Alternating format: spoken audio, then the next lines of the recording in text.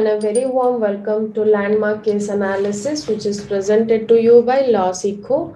This is Ankita Parida here. Let's proceed with today's discussion on the IC Golaknath and others versus State of Punjab case. This is a landmark judgment given by the Honorable Supreme Court of India on 27th February 1967. This judgment was passed by a 11 judge bench. Now let's have a look at the brief background of this case. The Golaknath family was in possession of over 500 acres of land in Jalandhar, Punjab. So, as we know, in the post independence era, when the ceiling of land holdings were put by the government of India, their holding of such a huge chunk of farmland was restricted by the Punjab Security and Land Tenures Act. So, under this act, each brother could hold only 30 acres and some acres would go to the tenants and rest would be declared as surplus. This law was contested by the family in the court and subsequently it was referred to the Supreme Court as they filed a petition under Article 32 challenging that this act violated their fundamental rights. The fundamental rights violated through this article, as mentioned, are right to hold and acquire property, right to practice any profession, and right to equality. So, the issues of law involved in this case are whether amendment is a law under the meaning of Article 13, subclause 2, and whether fundamental rights can be amended or not. So, based on this issue of law, the petitioner argues that Constitution of India as drafted by the Constituent Assembly is of permanent nature and no changes can be brought to it. And the word amendment only implies change in accordance with the basic idea and no altogether new idea can be introduced through an amendment. Thirdly, Article 368 only defines the procedure for amending the Constitution. It does not grant power to the Parliament to amend the Constitution.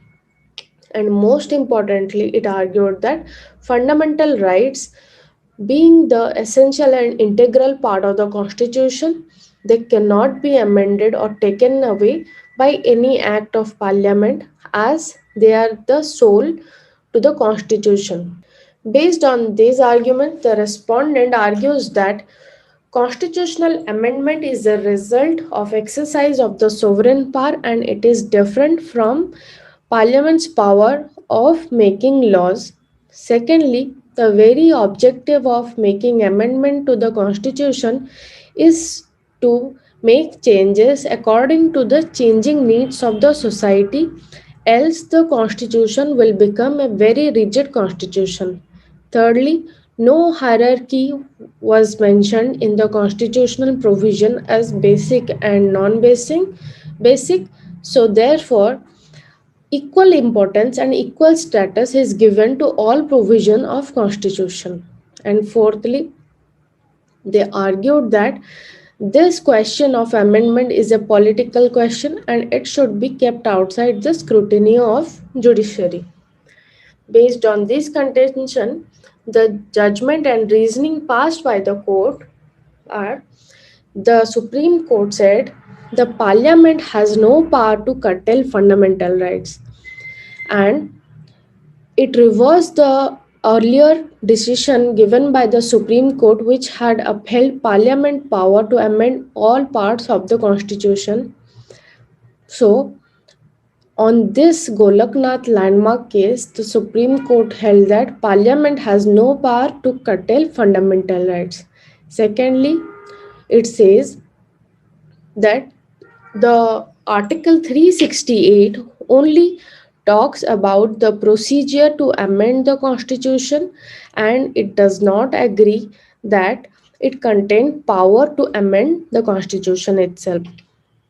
Thirdly, it also stressed that Article 13, subclause 2 of the Constitution says The parliament could not make any law that abridges fundamental rights, and a constitutional amendment being also a ordinary law within the meaning of article 13 could not be in violation of any fundamental right. So, these are the three major judgments given by the Supreme Court in the Golaknath case. First of all, Parliament has no power to curtail fundamental rights. Secondly, Article 368 only explains the procedure to amend the Constitution. And thirdly, according to Article 13, subclause 2, Parliament could not make any law that abridges fundamental rights. And in this judgment, the Supreme Court also gave the doctrine of prospective overruling.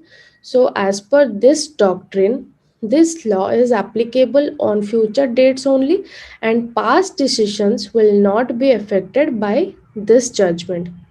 So, this is all. Thank you.